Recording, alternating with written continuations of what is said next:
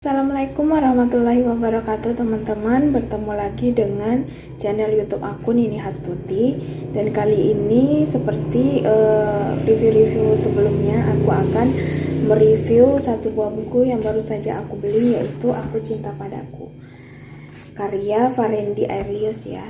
Di dalam buku ini penyampaian Farendi Aurelius ini begitu enak kita baca ya, bahasa-bahasanya juga mudah dimengerti dan sangat upgrade ya, sangat baru gitu. Tidak dengan cara konvensional lagi dalam menyampaikannya. Sekarang dengan cara yang paling bagus menyampaikannya dan mudah banget dimengerti, baik dari kalangan SD sampai SMA sampai kuliah juga gitu. Bahasanya tidak terlalu sulit, hanya saja mungkin kalau misalnya anak SD mungkin buku ini belum begitu dibutuhkannya ya. Bagi kita yang udah anak kuliahan, anak SMA, mungkin buku ini bagus banget untuk self improvement kalian. Oke, aku liatin dulu ya. Ini bukunya, yaitu dari penerbit Quanta, Aku Cinta Padaku. Ini buku aku beli di Shopee. Bukunya original. Di sini diterbitkan pada tahun 2015 ya oleh PT Alex Media Komputindo.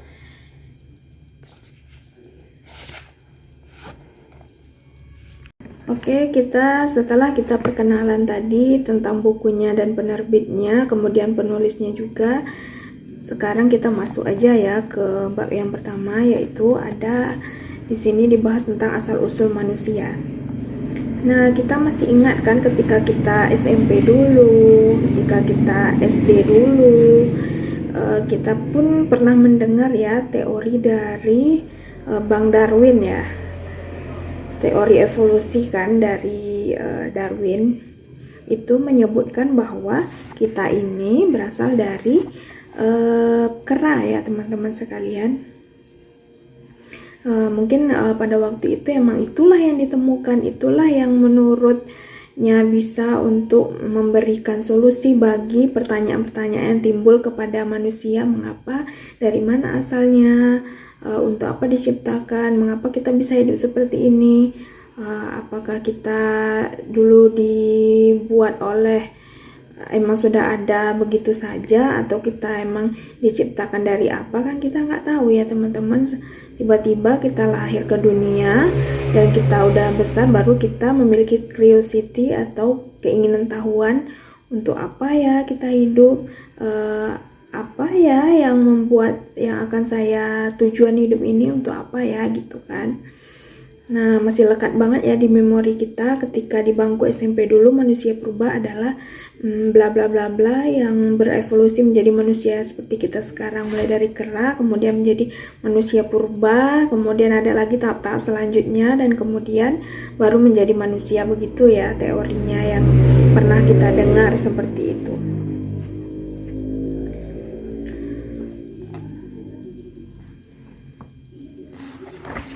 Kemudian dari pertanyaan-pertanyaan yang itu tadi, pertanyaan-pertanyaan dari curiosity kita, alhamdulillah dijawab oleh Allah melalui wahyu kepada Nabi Muhammad.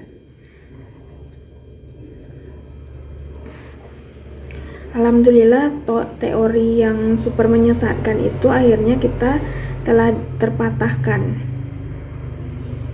oleh Al-Quran yang telah menyatakan. Al-Quran telah mengabarkan bahwa kita adalah manusia ciptaan Allah, kita adalah makhluk yang sempurna di antara semua makhluknya, bukan keturunan kera seperti dongeng Bung Darwin ya.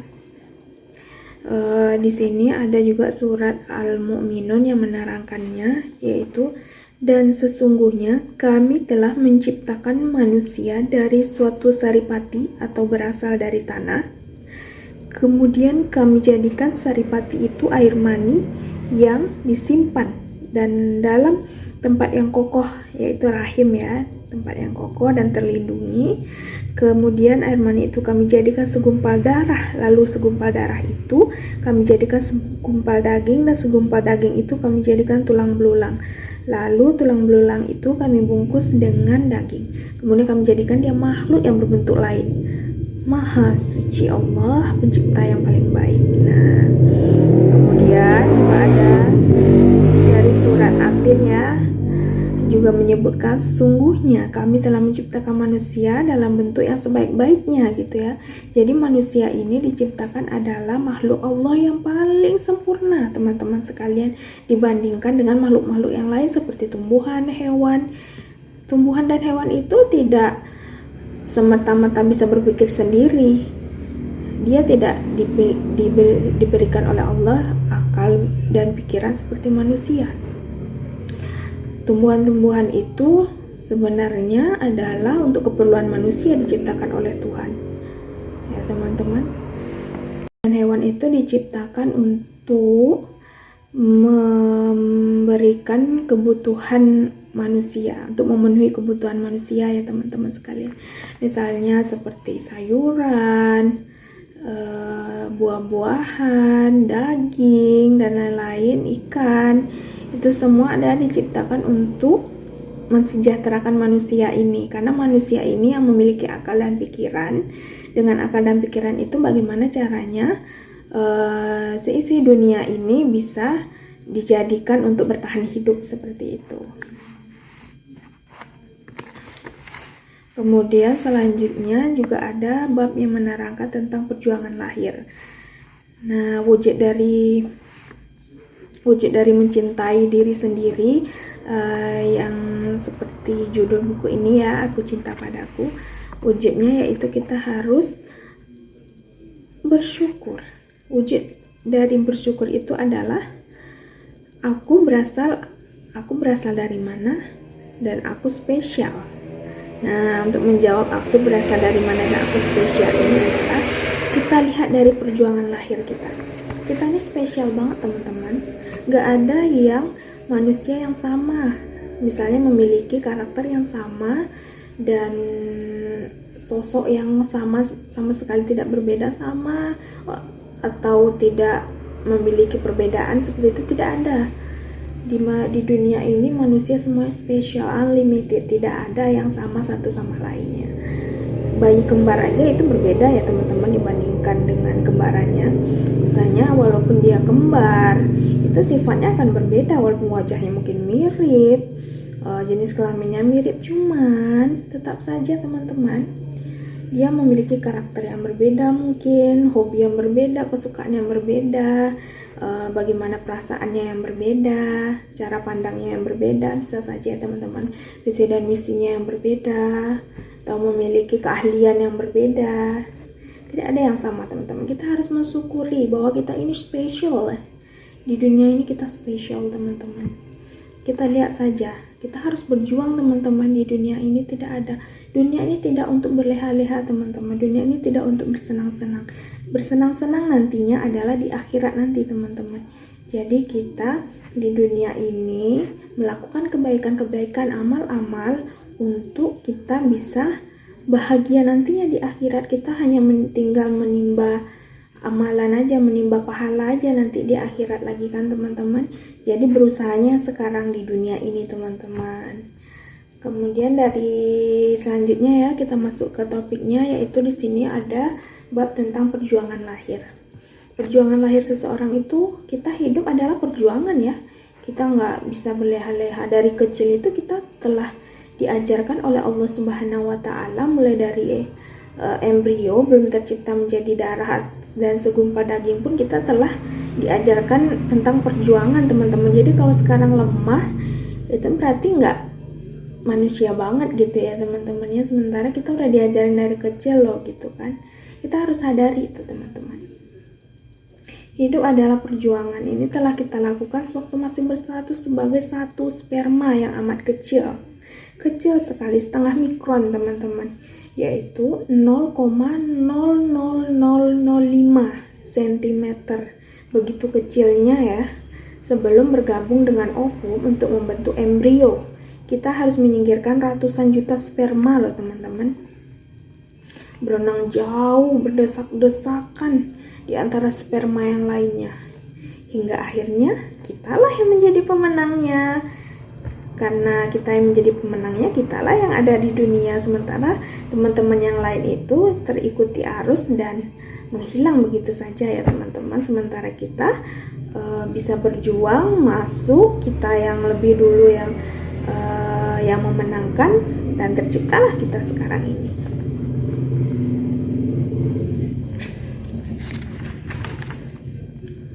Kemudian di balik perjuangan kita semuanya yang mungkin kebanyakan dari kita tidak mensyukuri kenapa kita ada di dunia ini, kenapa susah banget ya di dunia ini, iba sekali kita, kenapa aku bernasib seperti ini. Kita tidak boleh seperti itu teman-teman, kita harus optimis, kita harus positif ya, kita harus berjuang. Sementara kita dari embrio aja kita bisa berjuang, masa kita udah jadi manusia dengan tangan, kaki, semua indera lengkap seperti ini, tubuh lengkap, masa mau menyerah teman-teman? Sementara kita yang belum lengkap aja dulu belum menyerah. Jadi kita itu sebagai renungan kita ya teman-teman, karena teman-teman kita diciptakan itu memiliki tujuan tersendiri bagi Allah. Pasti kita memiliki tujuan dan hikmah tersendiri teman-teman, kenapa kita diciptakan oleh Allah Subhanahu wa Ta'ala, ya kan? Pokoknya setiap kita mengeluh atau apa, kita harus bilang ke diri kita sendiri, aku dipilih Tuhan, kehadiranku sangat berarti. Tidak boleh kita memberikan statement kalau misalnya diri kita itu tidak bahagia, diri kita itu tidak ada gunanya di dunia ini, diri kita itu hanya sia-sia. Tidak boleh ya teman-teman, karena kita dipilih oleh Tuhan. Aku dipilih oleh Tuhan, kehadiranku sangat berarti, gitu ya teman-teman. Oke teman-teman, kemudian kita masuk ke bab berikutnya, yaitu masa lalu. Nah bagi teman-teman, kita nggak boleh ya teman-teman terbelenggu banget sama masa lalu. Yang berlalu biarlah berlalu, kita song-song masa depan lebih baik teman-teman. Nah ini saran aku ya, penyesalan itu emang perlu, merasa bersalah itu sangat perlu. Kemudian merasa kita bersalah, merasa penyesalan itu sangat perlu ya teman-teman. Tapi jangan sampai membelenggu langkah ke depanmu. Bagaimanapun kamu salahnya di masa lalu, bagaimanapun kamu jeleknya di masa lalu, kamu gak boleh terus-terusan terbelenggu oleh itu.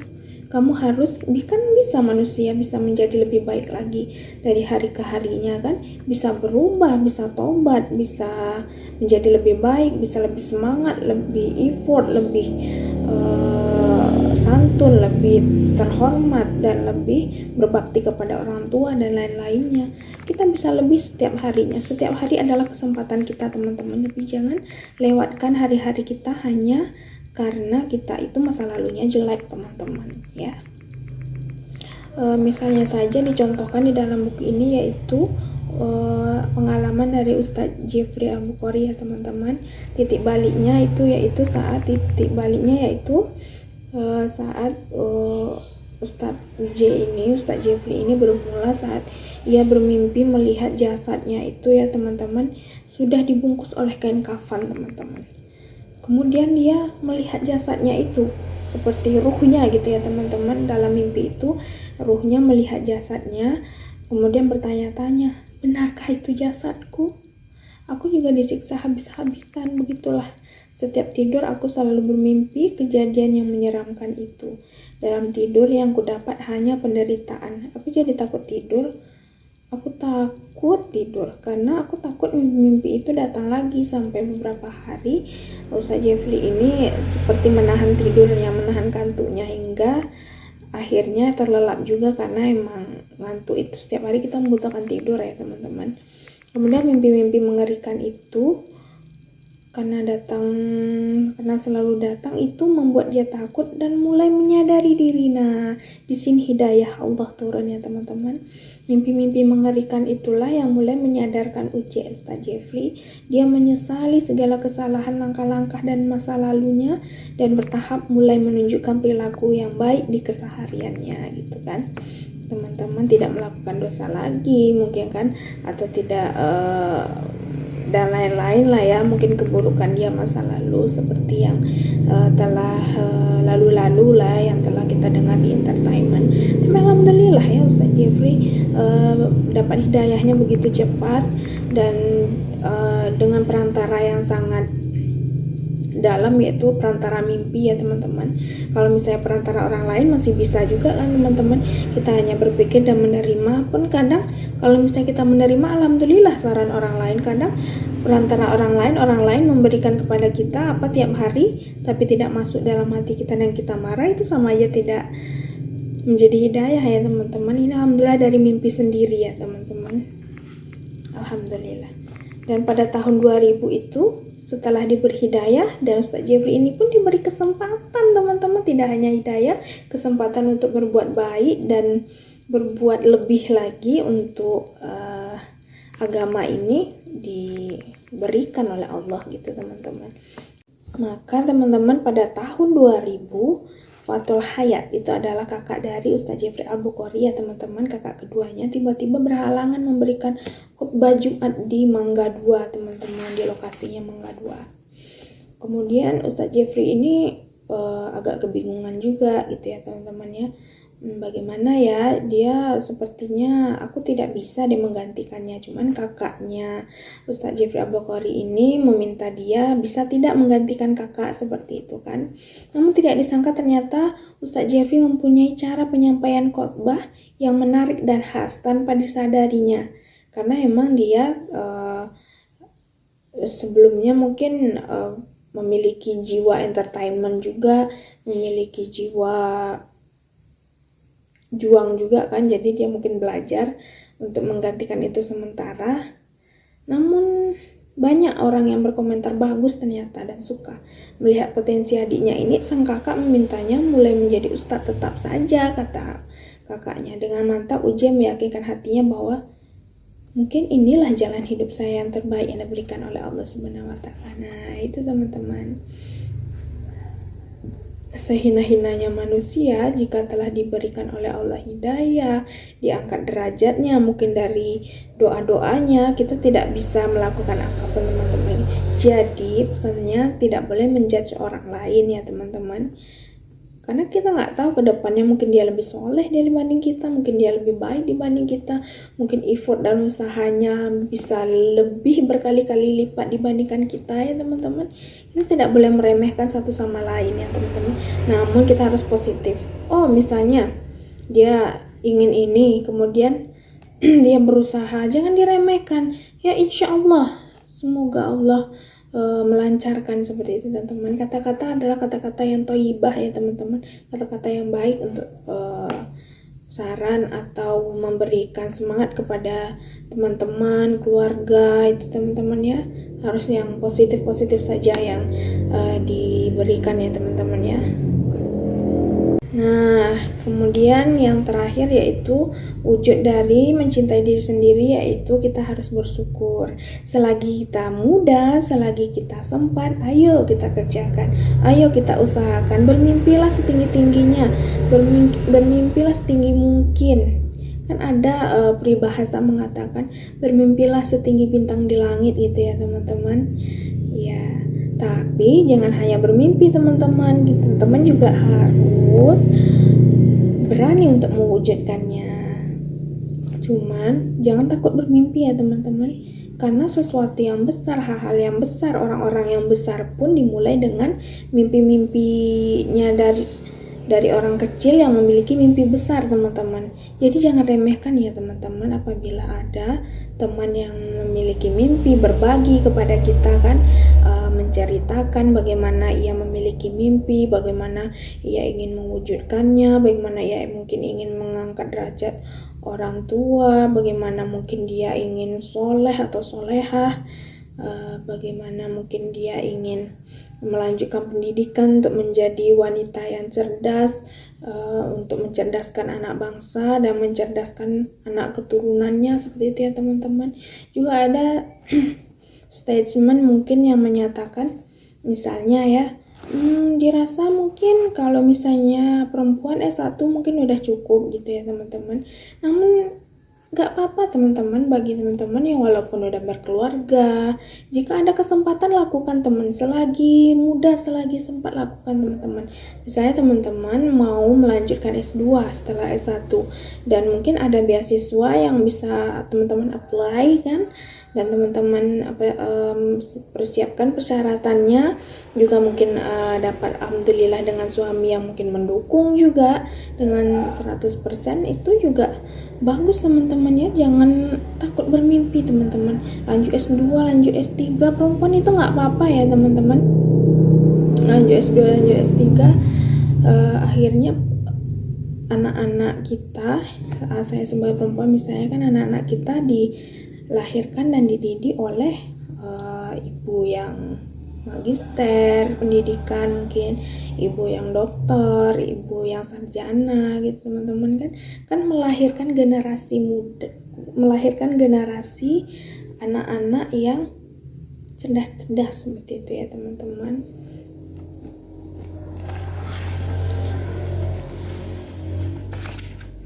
Tidak boleh kita mengubur cita-cita itu ya teman-teman. Misalnya bagaimana dengan saya ya yang sudah berkeluarga, sudah jadi ayah, sudah jadi ibu, umur sudah hampir setengah abad. Sungguh saya menyesal kenapa dulu sewaktu muda tidak banyak belajar dan memperjuangkan cita-cita. Saya terlambat seperti itu ya teman. Sebenarnya itu emang udah penyesalan ya teman-teman. Nah, itu penyesalan itu terjadi kenapa? Karena tidak bermimpi dari masa muda, tidak mengambil kesempatan di masa muda teman-teman.